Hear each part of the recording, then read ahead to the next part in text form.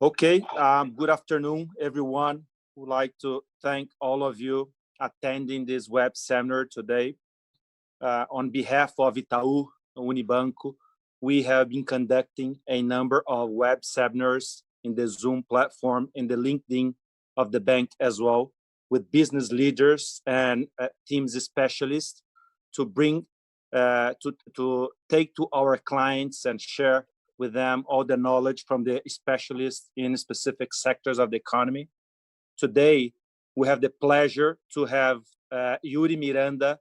He is the Chief Executive Officer of Burger King Brazil, and also Clayton Malheiros. He is the Chief Financial Officer of Burger King in Brazil. Welcome, the two of you. Thank you, Cássio. Thanks for having us here. It's a pleasure. Okay, great pleasure to host you. Today, we also have Joaquin Lei from Research Department and responsible for the coverage of the restaurant division, amongst others, within Itaú BBA. Welcome, Joaquin Lei. Thank you, Cássio. Okay, great. So we are ready to get started. Iuri, just to kick it off, we would like to hear a little bit from you what Burger King Brazil has been doing with this recent events of COVID and what the impacts of the current situation into your day-to-day activity.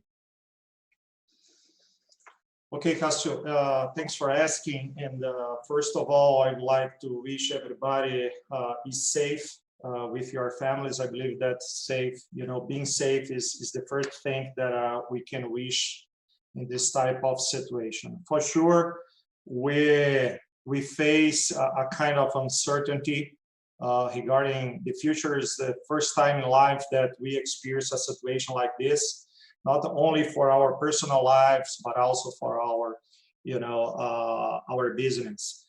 I can say that the first priority that we set for ourselves was really to protect our employees, our customers, and after that, how to protect our business.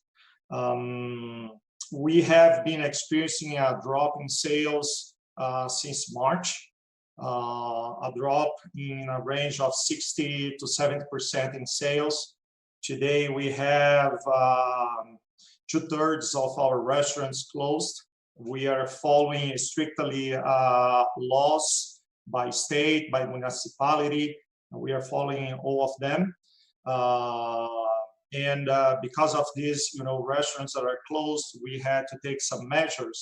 On the good side is that we see that the restaurants that are running, and I would like to thank all of our employees, to support those restaurants to be running today. We do believe that we have a social role in this crisis, in this situation, which is, to continue supplying food for the population.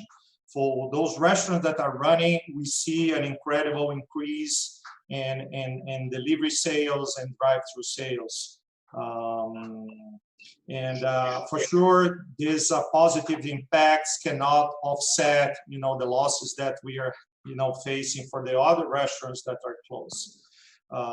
But meanwhile, we believe that we are doing everything that we can to sustain our business, again, to protect our employees and our customers, and to go through this situation in a better way possible.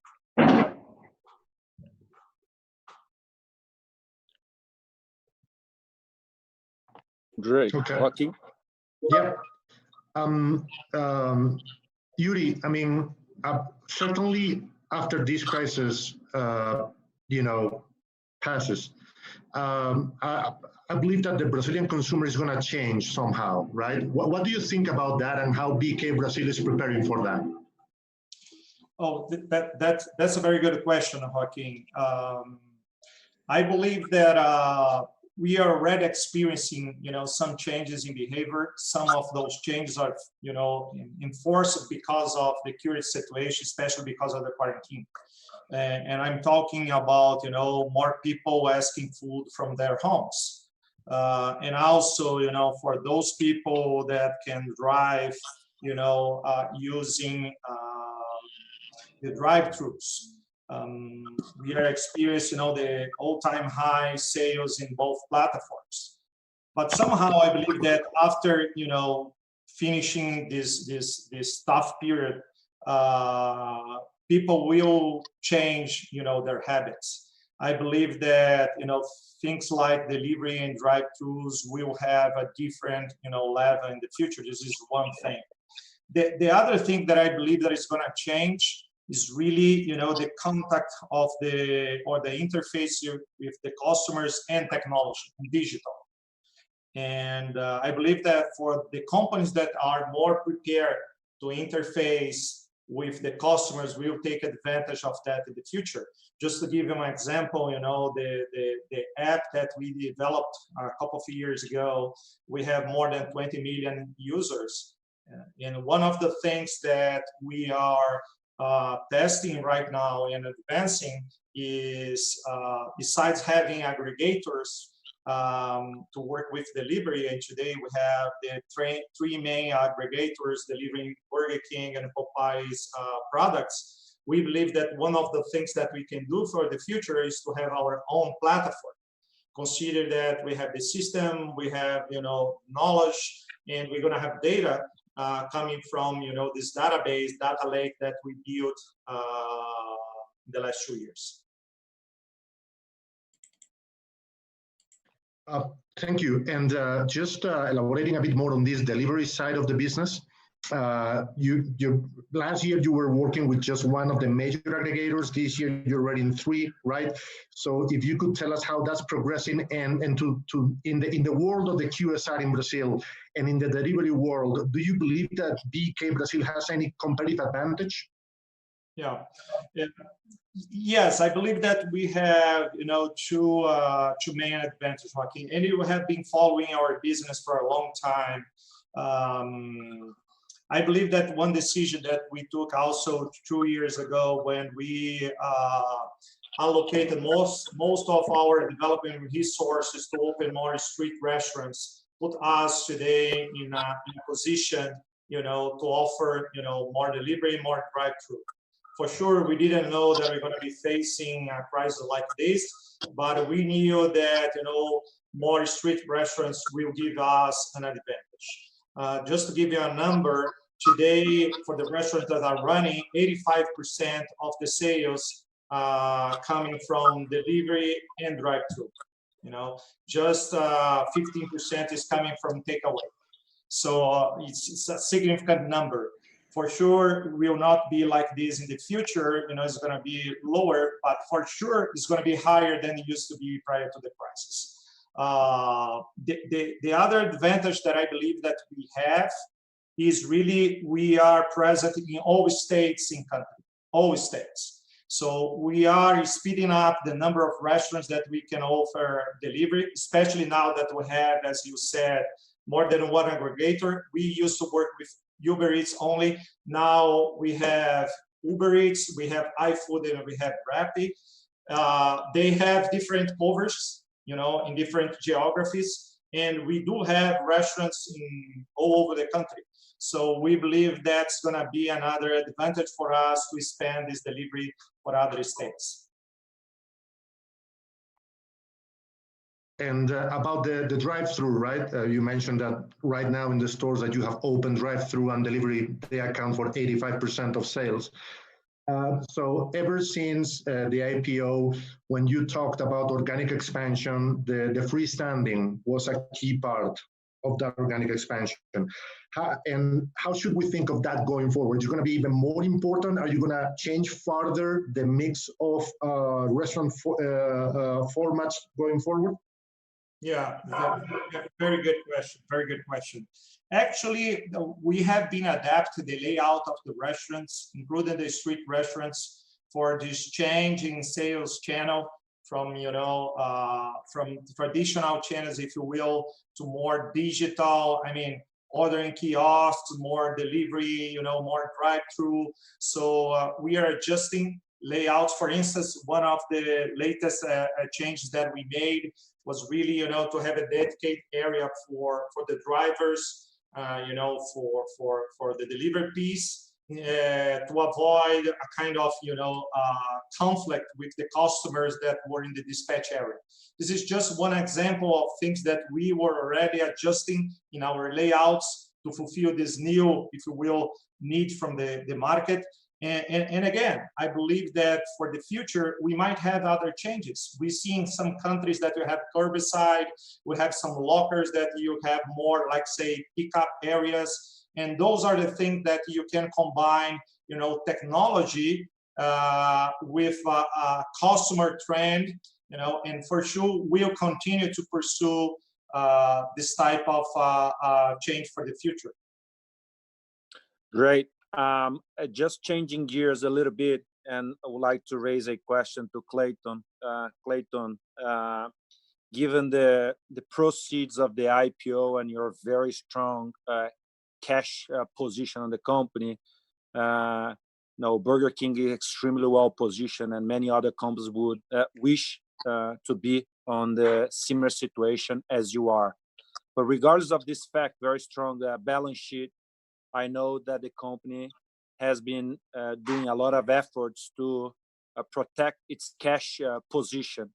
Can you share with us the most relevant measures that the company and management have been doing to protect the cash of the company? Yeah, Cassio, thanks for the question. I believe that the first thing that we did in this special moment is to interrupt some of our investments in order to rethink of all of them in order to protect our cash position. The company also raised some credit lines that were available because of this condition that we are very, very low leverage. And it puts us in a very good condition in order to face this situation, which we only know when it started. We have certainty that it's going to finish, but we don't know when.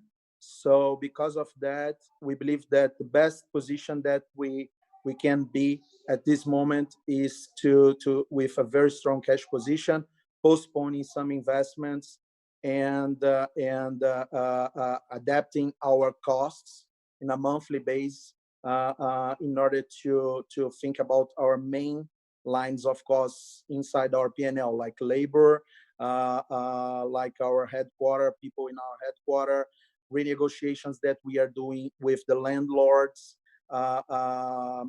renegotiations with our suppliers in order to postpone payments, in order to protect our cash position, to give us more time in order to prepare for this tough situation, this tough period that we are facing now.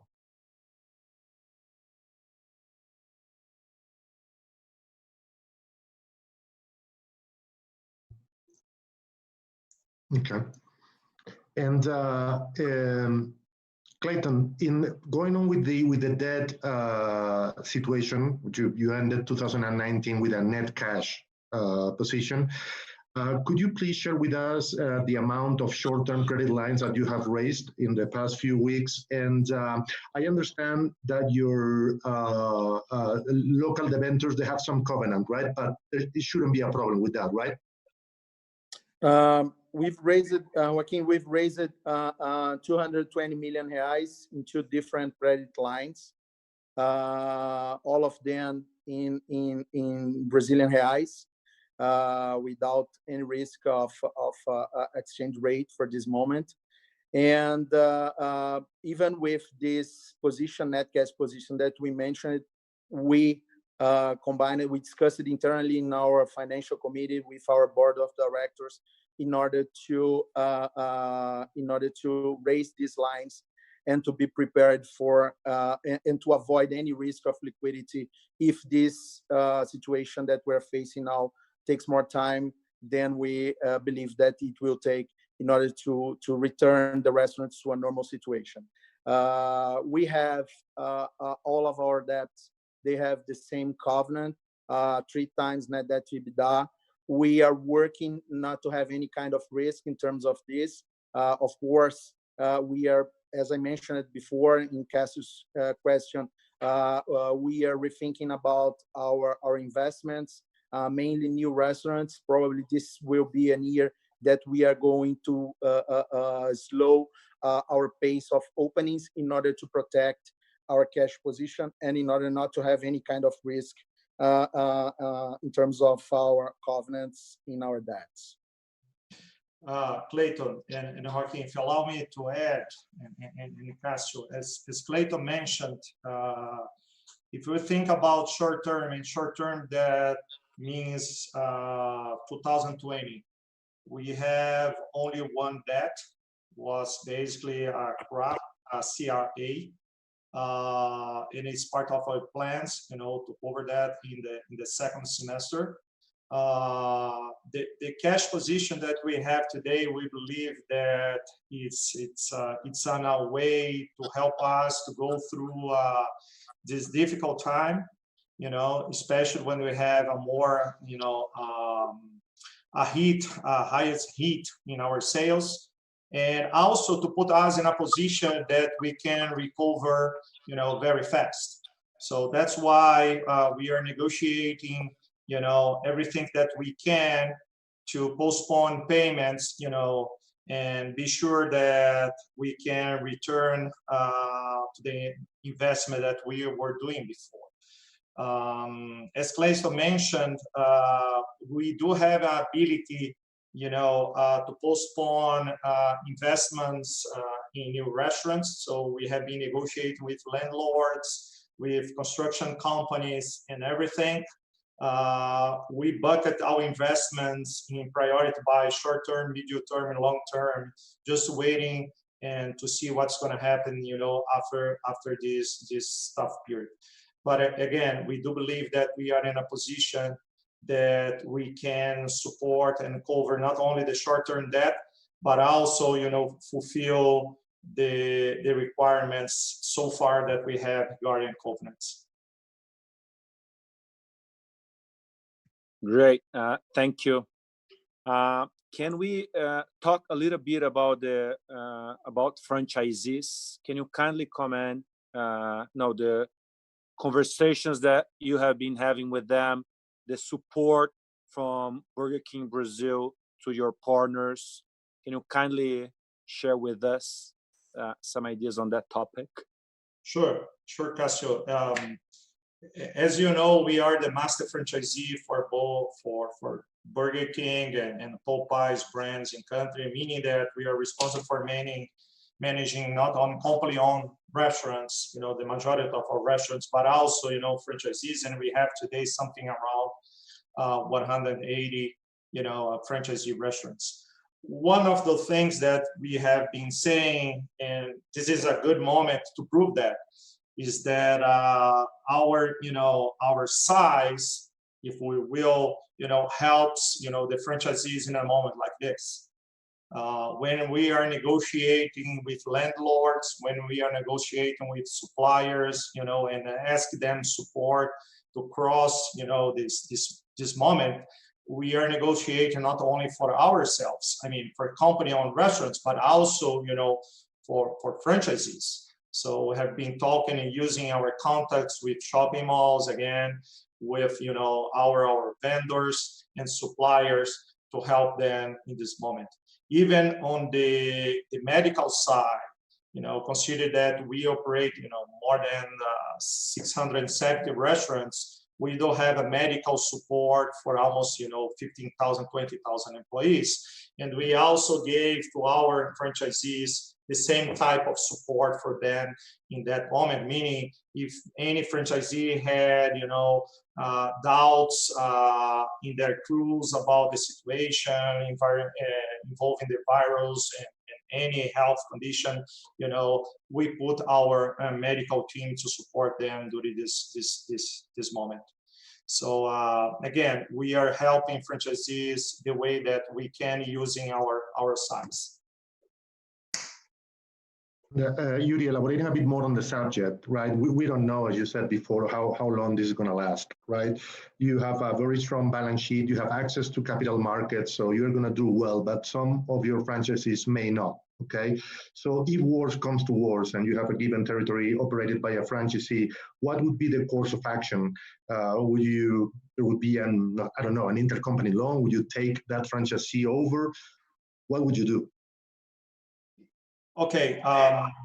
Yeah, I believe, Joaquin, that there will be a consolidation in the food service market, especially the QSR market in the country. It has been, occurring in the last years, but it's still 90% of the whole outlets, QSR outlets in country are still, unchained. Unfortunately, I believe that some type of moms and pop business might not be able to cross the staff period. So a consolidation might take place in the future. And I hope not, but maybe it can also include some franchisees. And we're going to analyze case by case.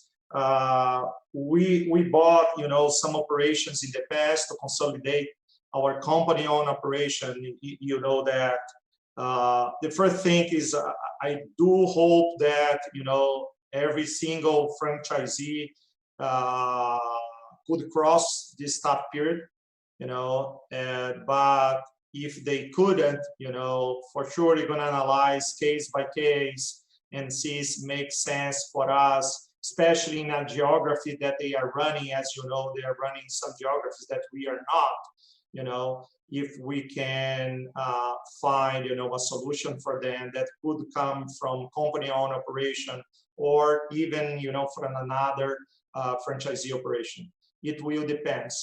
But again, I do believe that unfortunately, we're going to face, some consequences and some causes in the whole food service in the market. We need to wait a little bit to see what's going to happen case by case.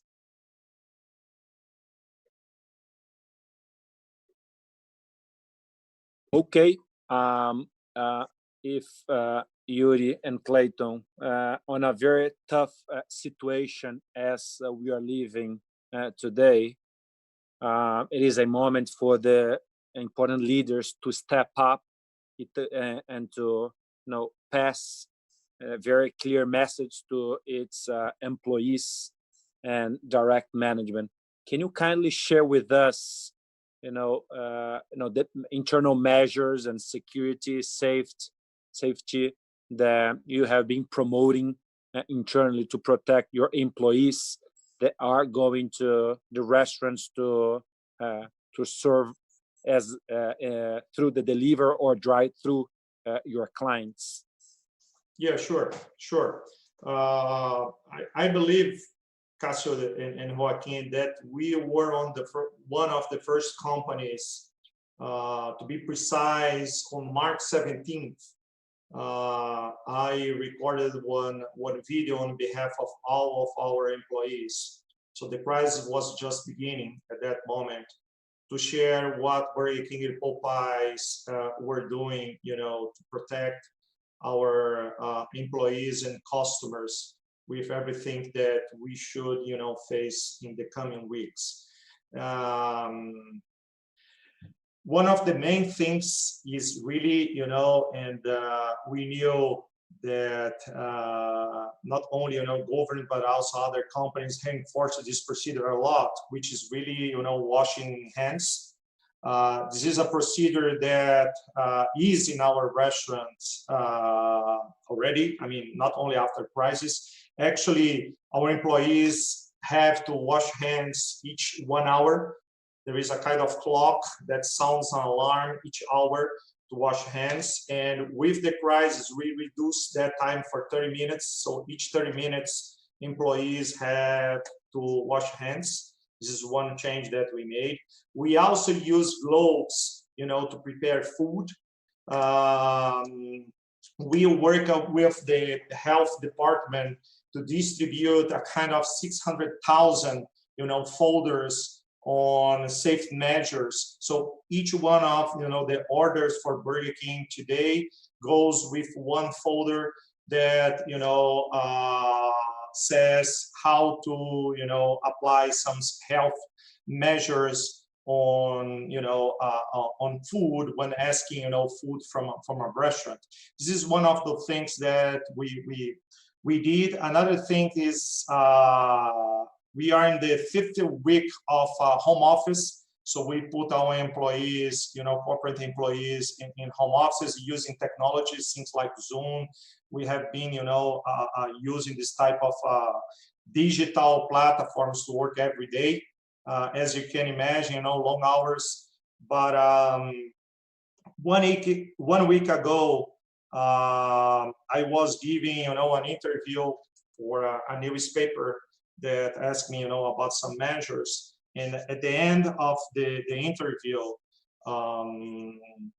the person asked me, Iuri, should be very tough for a CEO and a leader like Clayton, and other VPs to deal with a situation like this. Many employees depends on, the measures that you are taking every day. How do you deal with this pressure? And the answer was really that when we have other employees working, and supporting our restaurants to run and offer food every single day, we know that they are doing their jobs, working every day. I mean, going out of home, because we do have a role in this food chain. So somehow it gives us the energy that we are doing our best, to take care of our people, to take care of our customers, and also to take care of our company.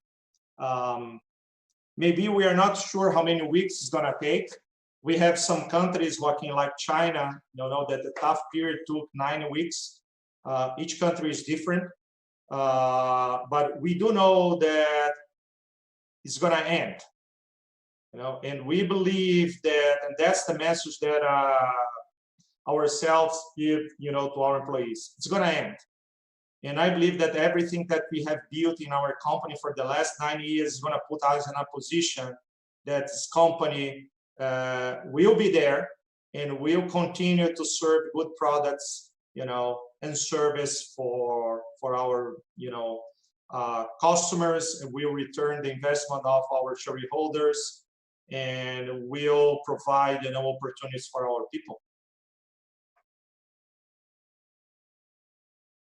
Thank you, Iuri.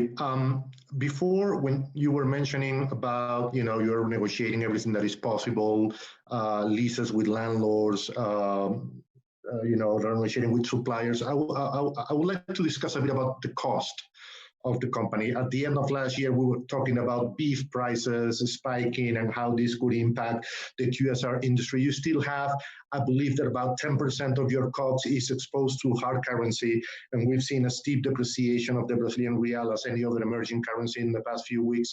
So what can you share with us regarding the cost of the company for the coming quarters?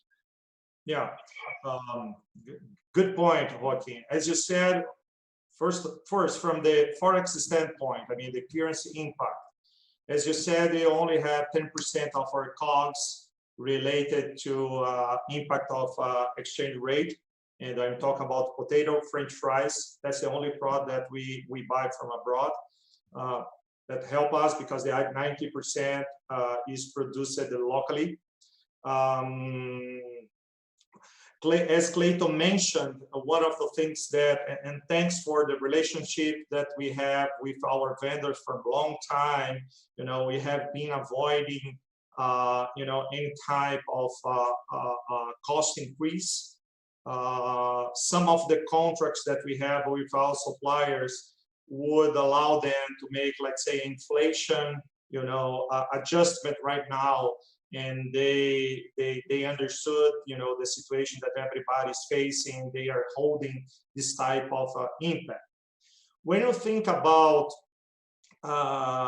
delivery and drive-through, One, positive aspect that I didn't mention was that the average ticket is much higher because the purchase profile, Joaquin, is different. There used to be a kind of purchase for 1-2 people, and now what we are experiencing is that the purchase is more like for the family, which means that you have higher tickets. Higher ticket give us more gross margin, and take advantage of that situation. If you take a look at the kind of offers that we are including in our app, in our web page, you're gonna see that we have much more bundles, than we used to have, especially to address, this opportunity for people buying, food for their entire families. So regarding, the beef cost, the beef cost has been, as you know, unstable even before crisis, with going up and going down. But again, I believe that as we mentioned to you before, we made a good negotiation with our supplier, which give us, some cushion, for price increases. But again, we need to wait what's going to happen, after, especially the second semester with the beef price. So far, we have been protected, but we need to wait and see. And Joaquin, it's important to reinforce that if we have on one side impact from the exchange rate, we have official inflation, which will be part of 100% of our local contracts, which is in a very low level with no expectation to go up. Gas, which is also in a very low level, which will help the logistic costs. So we have some other things here that can at least balance this impact. And this impact will occur in a very small part of our food costs. So because of all these things, we believe that we will be able to manage, and with the partnership of our suppliers, because it's important to have them together. We've been working with most of them since the beginning of our company, since when we had only 100 restaurants. They are all thinking about a long-term relationship, and with this mindset, we believe that we will be able to cross this tough period working together. This is a situation that we need to work very close to our suppliers, and we believe that we are doing a very good work here in order to cross this tough situation. Maybe one thing, Joaquin, that I could add to that on the COGS side is that we have worked very, very fast with our suppliers to try to adjust their production levels, to the current demand that we have. It might help us to avoid write-offs in the future. I'm not saying that we will not have write-offs of products. Maybe we will.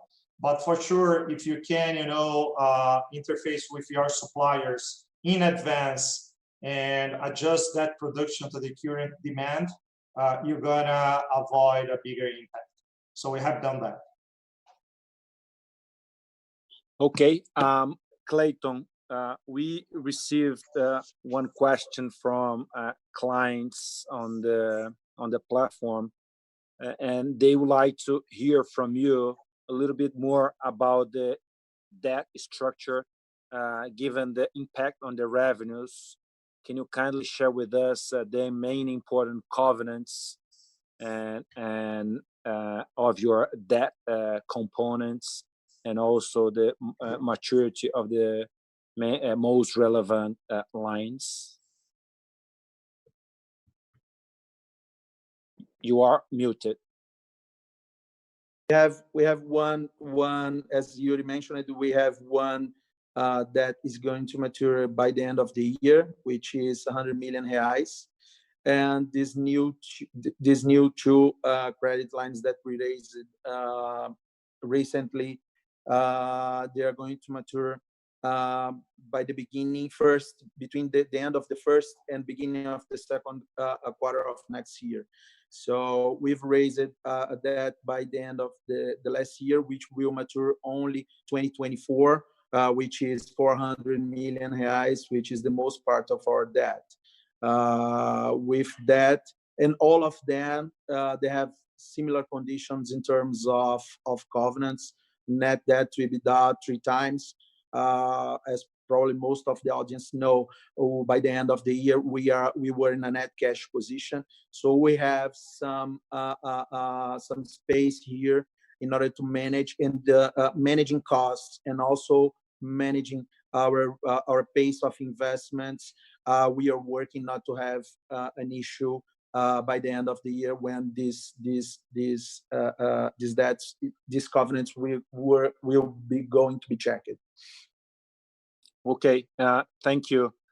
And going back to the first topic that Joaquin mentioned about customer behavior, with all of this situation that we are facing, we obviously are learning a lot how to have a more lean structure and be more effective in the ways you conduct the business. You already mentioned that the team from the office is in quarantine. Can you kindly share with us, how you have been interacting with your key directors? How often you have been in touch with each one of your main directors, and how do you expect to implement the learnings from this tough environment when everything comes back to normal? Yeah, no, it's a very, very, very good question, Cassio, because I believe that all of us, we are learning a lot how to be more efficient and discipline here is something very important, much more important than when you are in your office with your team all together. But and you can solve some questions, we can ask directly, call them, and now we need to be much more disciplined. So agenda here, and to have the correct tools, how to work together with your team. So we are using a platform. We've been introduced to start to use a cooperative tool from Microsoft, the Microsoft Teams, so we can put all the people together for the same subject, for the same projects. So communication here is working. I can tell you that maybe Iuri can help me with that, but I believe that we are working in a more collaborative way than when we were in the office. Communication here is working much better because everybody is in the same page, because we need to access the groups. We need to communicate to everybody at the same moment, at the same time. And when you are in your office, sometimes you forget somebody, you forget to send a message to a person in that group. So now with these tools and with the change that we need to implement, I believe that we are even working better.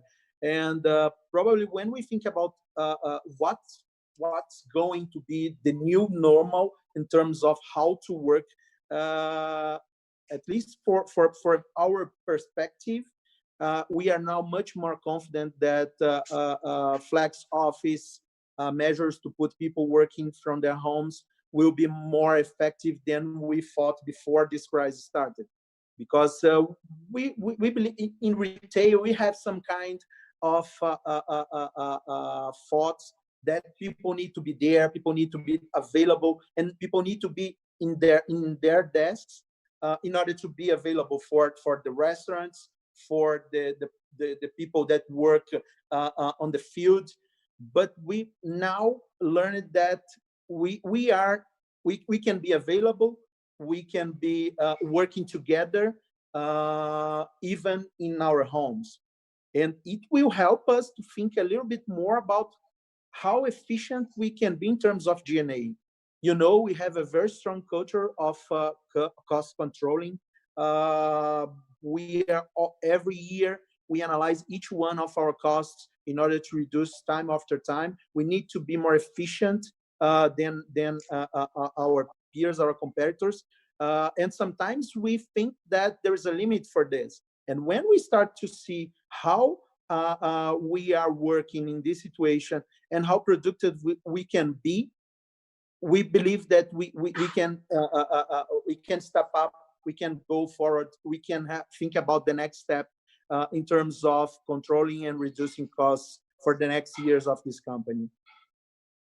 Just would like to add, Cássio, you have been working for us for many years.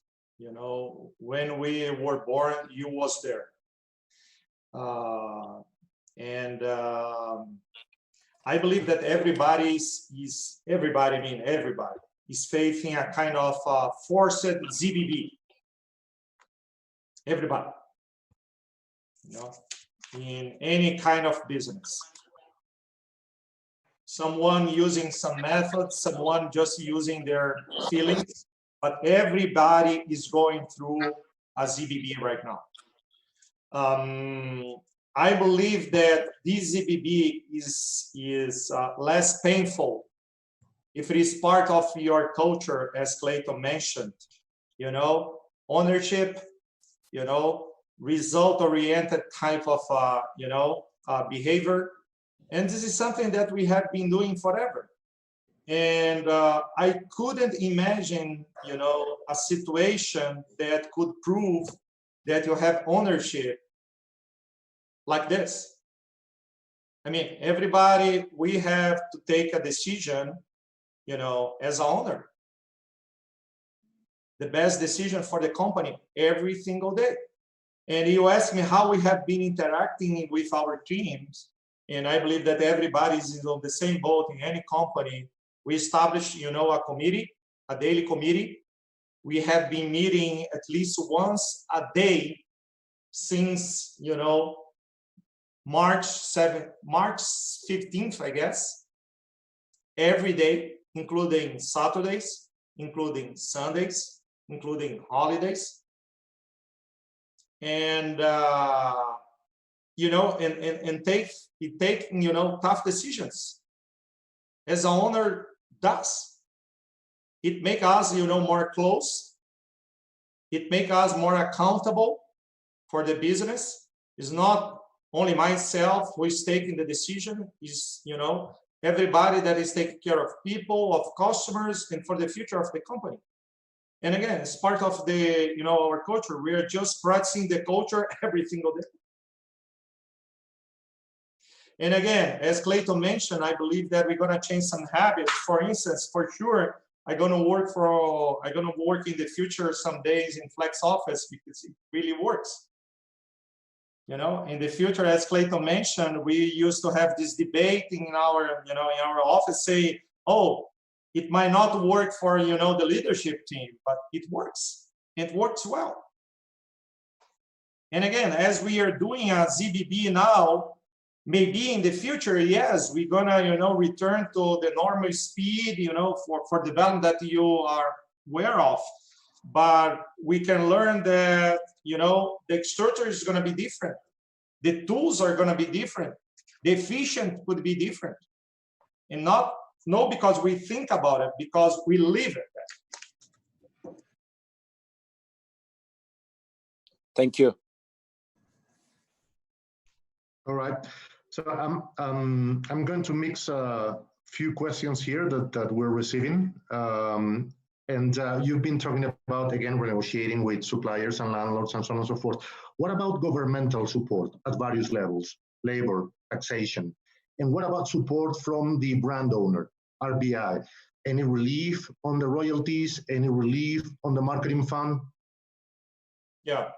Okay, let's start with the government first. Actually, we are working in alternatives of the MP 936/20.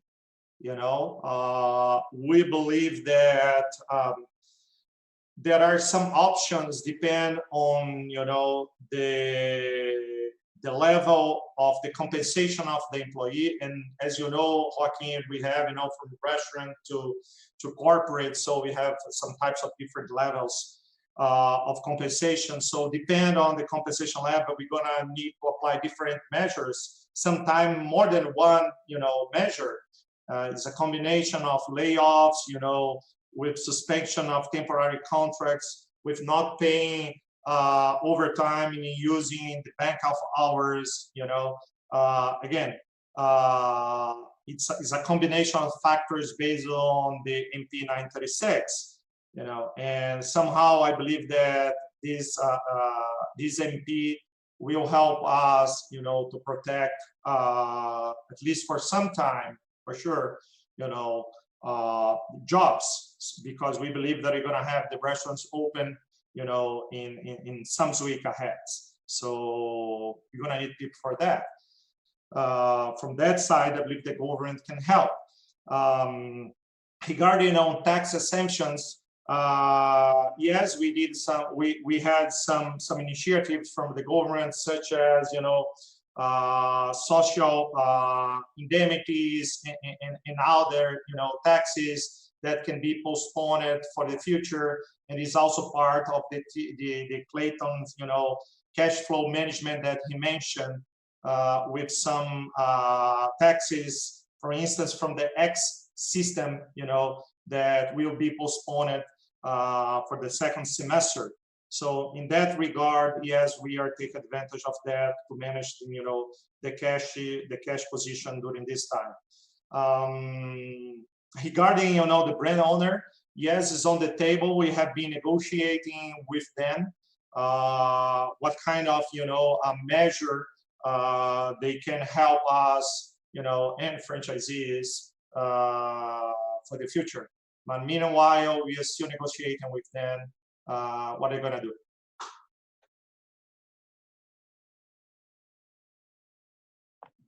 Thank you. Great. Iuri and Clayton, we are reaching the end of our seminar. So before concluding here, I'd like to pass the word for you for closing remarks. Okay, Cassio, Joaquin, I just want to thank you, for the opportunity. I believe that it's a good moment. And to be honest, technology is playing an important role, right?